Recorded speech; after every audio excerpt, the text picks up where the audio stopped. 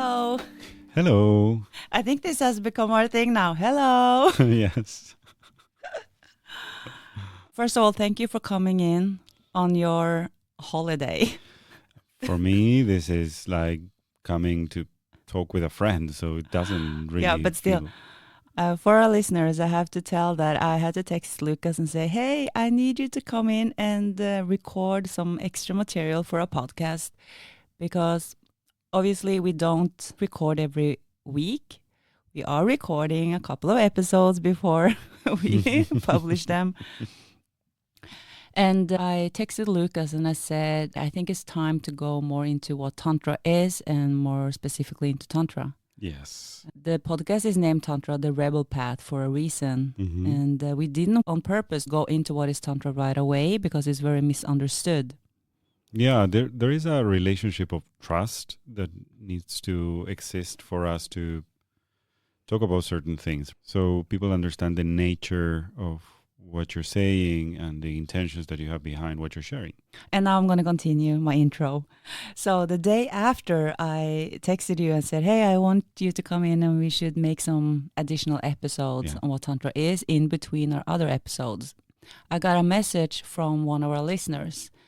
And she said she binged our whole season in one night and she loved the podcast. But she said, I'm still confused though. What is Tantra? Is it just me? Or, and I said, that's a good point because I think sometimes even we don't know what it is. It's different styles and it's different lineages, it's different teachers, and we honor all of them a lot. And even today when we were asking each other, backstage, we call it backstage. Yeah, it's many. There are lots of different schools, and in the Western world, we tend to see everything streamlined, like a one lineage, one old school, and then became a new school on the same line. For example, the evolution or the line that took Judaism and Catholicism and Christianism and Lutheranism, Episcopalians, it's just one line, right? But when you go into the East, it's much more confusing because there are lots of things happening at the same time. One lineages are nurturing from others. And we can say that Tantra is one of the eldest aspects of spirituality.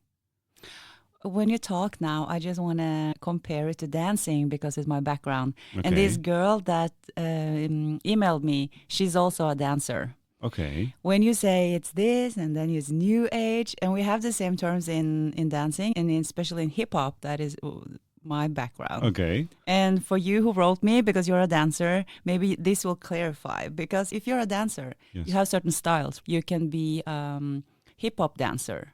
But back in the days, you had different styles. You could be doing boogie and then whacking and then locking, b-boying, b-girling, and then you had... Oh my God. Yeah, and then you had all these different...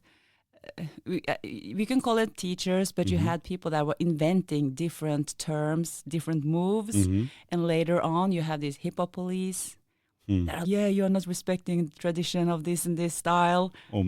It's the same. Exactly the same. And I think it's so funny when I sit here now and call myself a rebel because I started to dance with high heels and kind of sexy clothes way before it was cool to do that. And I was literally dissed in the hip hop community, like, oh, you're not real, and you don't know it's exactly the same. I just wanted to mention that. Maybe it makes it easier for a younger generation to understand that we have different lineages. Tantra is the same. I think it's important for people to know that most of the traditions in Tantra are transmitted orally, so it's very hard sometimes to read about this or get instructed into what it is just for a book or a course. Yeah, like the dancing. Like dancing. Exactly. You had to go to the club to learn those moves.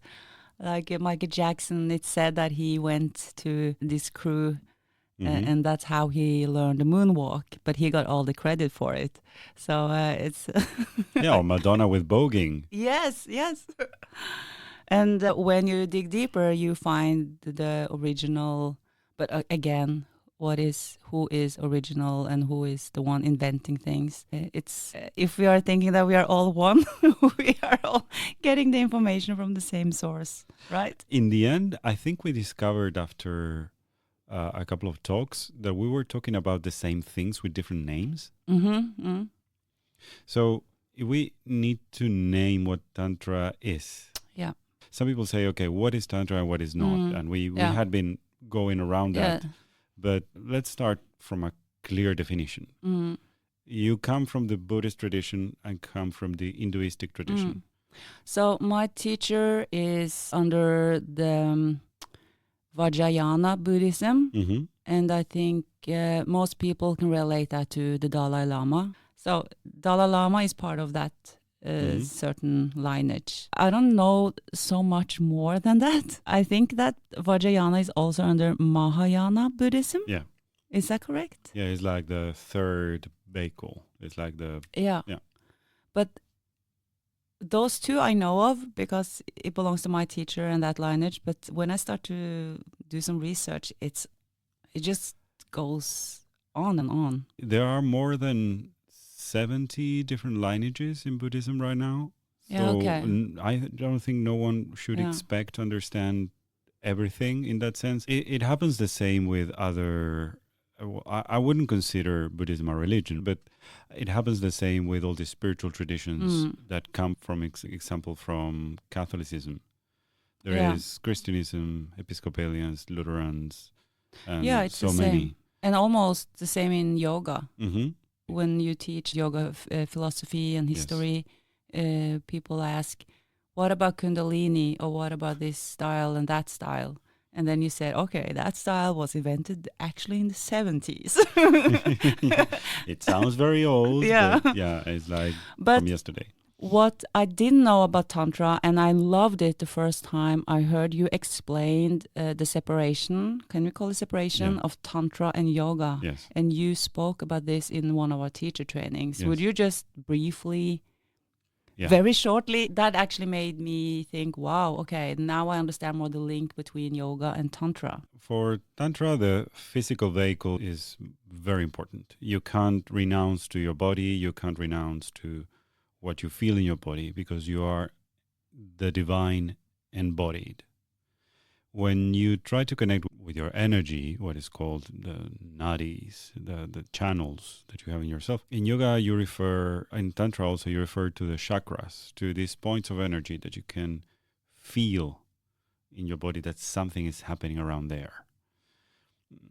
In time you discover that you have markings, or what are called samskaras, like wounds in that energy that come from your life experience.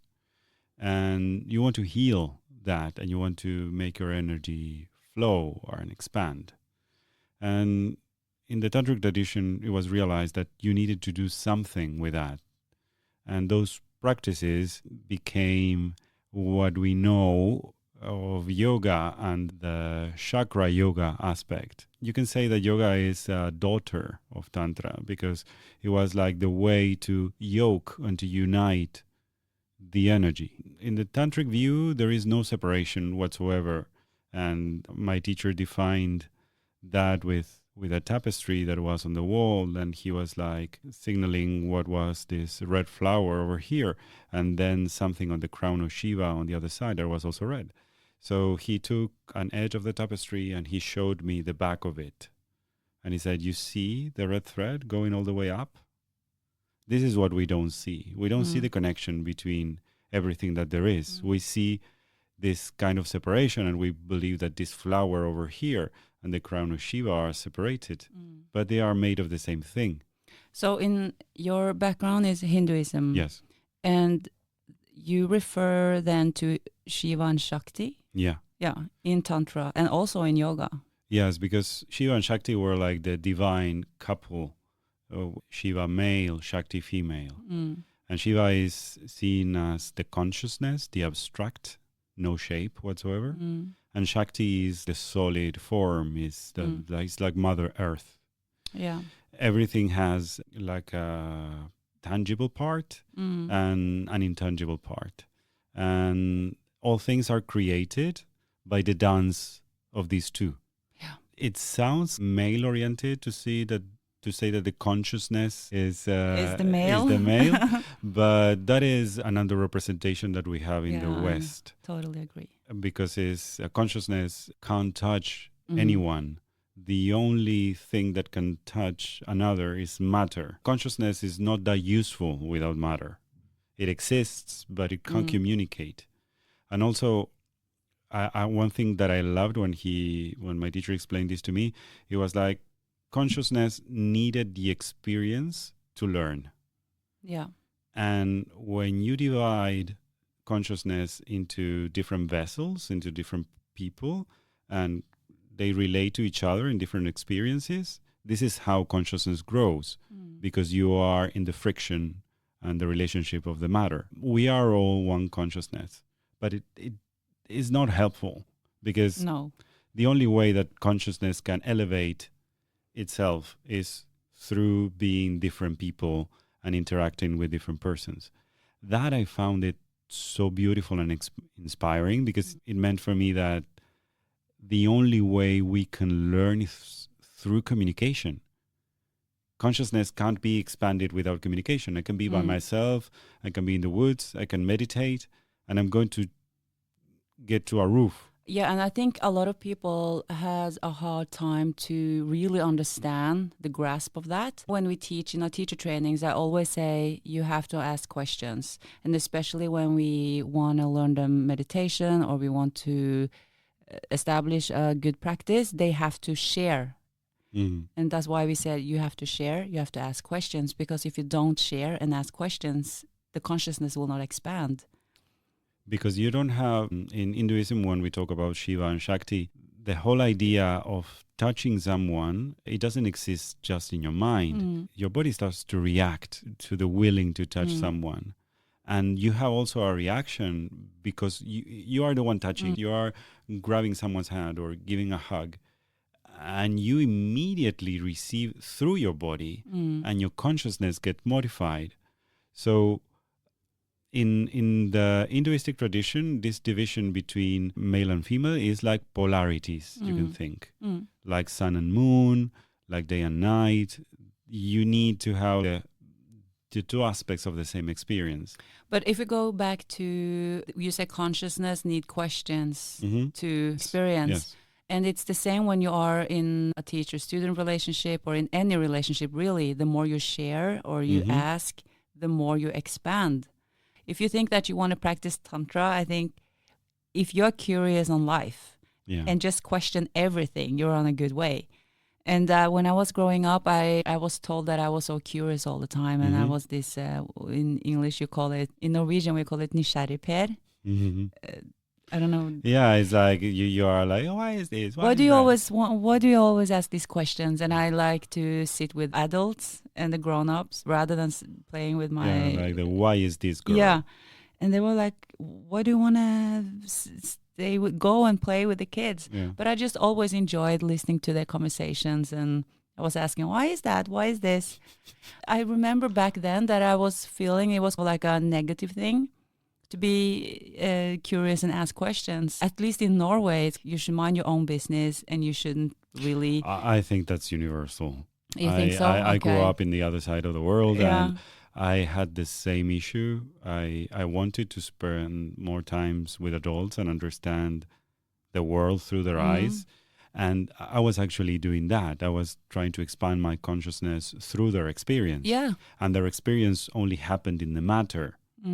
So we all go into this dance of Shiva and Shakti all the time. Some people take it literally when they think about Shiva is the male and Shakti is the female. But this is a dance between energy and matter all the time. And women are the only ones that can bring matter into life. Yeah. For now. Yeah, I think it's important that people understand that when we talk about Shiva Shakti, or I think in any form, that is the female and masculine energy, not the sexual gender. No. And I think it's very easy to have a picture of a man and a woman in the head if you're talking about sexual energy. Yeah. The female and the male, masculine, feminine energy. You immediately get a picture of a man and a woman.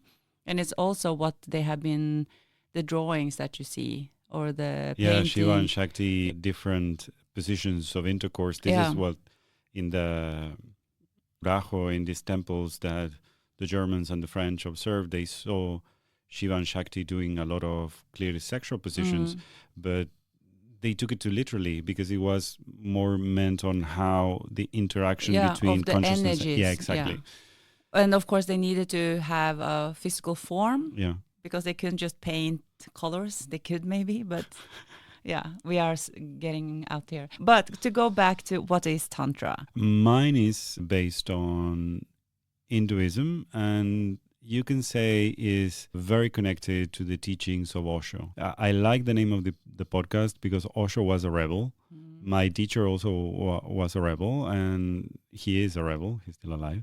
The way that I like sharing all this comes also from a rebel heart. The idea of, which I think is the base of Tantra, you question all these structures of the mind, all these distortions that you have, and you try to see the real experience. I would refer to that. But when you say Hinduism, from my side, when I say Buddhism, I go from Mahayana Buddhism to Vajrayana Buddhism, and I have Dalai Lama, who is maybe the most famous leader within that style. Do you have something else under just the word Hinduism for? The thing is, Tantra in Hinduism suffered a lot from the wars in the Hindu peninsula.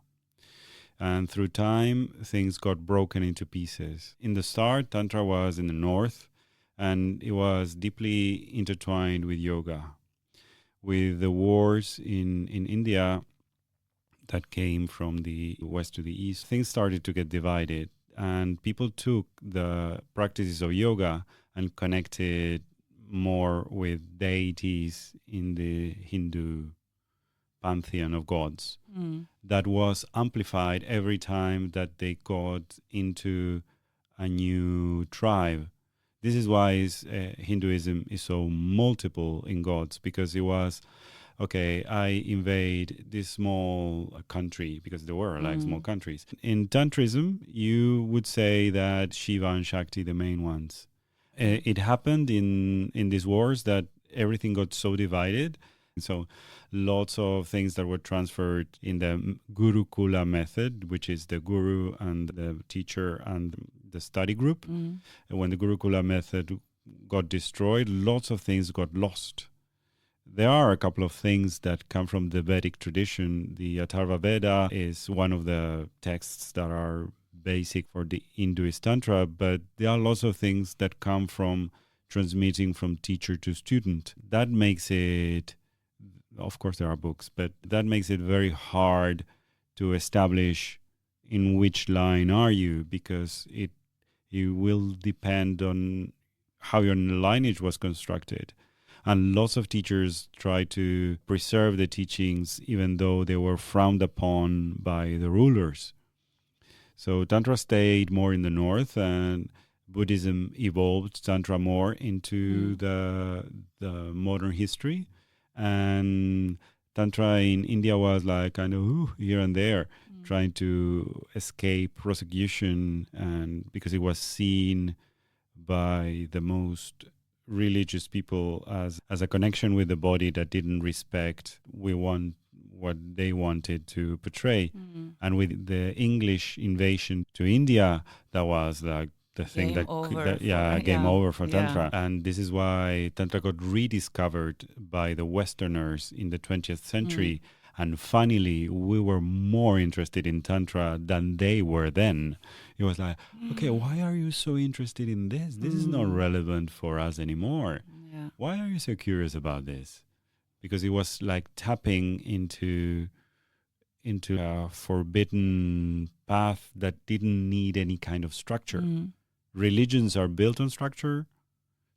Tantra not so much. It's like these rebel teachers pushing their knowledge forward. Yeah. And lately it has been published more books on the real, we can call it real original teachings, blessed by the Dalai Lama. I know that he said that I think it's better that someone is publishing these teachings because these teachings were originally secret. He has said that it's better that someone is publishing these teachings when he looks at all these other styles out there calling themselves Tantra, or people are getting a misconception of what Tantra is. Because in the West, people were really curious about this, especially, as I said before, the French and the German during the 60s, the 70s. They were like, okay, this is good because we are in the movement of sexual liberation and we are understanding ourselves in a different way. We are moving away from the idea that the body is a sin. So they embraced Tantra as a way of liberating themselves. I like to use the term of, in the West, we go into yoga because we want to get healthy and we want to start moving. No, we go into yoga because we think it's good for us on a physical aspect. Or we are tired of going to the gym. Then we realize that it's a whole world of spiritual enlightenment behind it. And with Tantra, in the West, we go into that with a curiosity around the sexual part. And then you understand it's the same. It's a path to enlightenment. In that sense, I believe that there is a very strong connection in Tantra when you define the practices and everything is like not only realizing the connections, but also realizing the deep power of connection between human beings. Is a very open way to see nature, your relationship. You can say that Tantra is recognizing that you are a god and that everyone is a god, and you treat that with lots of respect. In that sense, my teacher said, Aigu divine, long nail divine, dirt under long nail divine, all divine. Okay. Yeah. As a way to explain how we generate a lot of negative talk about ourselves and that hinder us from the possibility of seeing the divine in ourselves and in others. So if I have to sum it up in what Hinduism believes that Tantra is, you would say is the realizing that every living being is the embodiment of the divine and that you are in a dance between matter and consciousness. So you understand through the practices that everything is connected. In the same way that Buddhism says, okay, there is an interdependence. I don't exist without the man that makes the bread or without the woman that pays my bills. In the same way, in Tantra, you can say that nothing exists isolated. So I think to use our own words and not based on the traditions of Hinduism or Buddhism, I would say that when you tap into the feeling of feeling connected to yourself, to the next person, it will be me. I feel connected to you, Lucas. Then again, we feel connected to our listeners. Then again, we feel connected to the people around our listeners, and then so on and so on. And eventually, when we can embody the feeling of feeling connected with everything, life will be more fulfilling and give us more joy. It can sound very simple, but to feel that you are part of something, that you are not me and me, I'm not you, and we are one, and all that, it's really it's kind of messy. That's when it starts to get confusing, and that's why we have tantric practices that we will talk more about later. Of course. But we can say right here, right now, for the listener that is on the other side, that there is, between you and me, a dance between Shiva and Shakti, and consciousness and matter. And we bring concepts into matter and we explain them. And at the same time, between us and the listeners who are receiving this and understanding this. And with an open mind, and just by talking about it, you feel this energy. It's like a good flow. And we don't even have to call it Tantra. Just take Michael Jackson. We started with hip-hop dance and we could end with some pop culture. But with Michael Jackson and the man in the mirror, you don't look at him and say, oh, that is a tantric way of thinking. But if we are talking about Tantra, he was a Tantra rebel. He chose that song, and that song was written by a woman, the lyrics. Oh, yeah, of course. And that's next episode. Okay. The women behind the Buddhas. Let's go. Thank you for today. Thank you so much.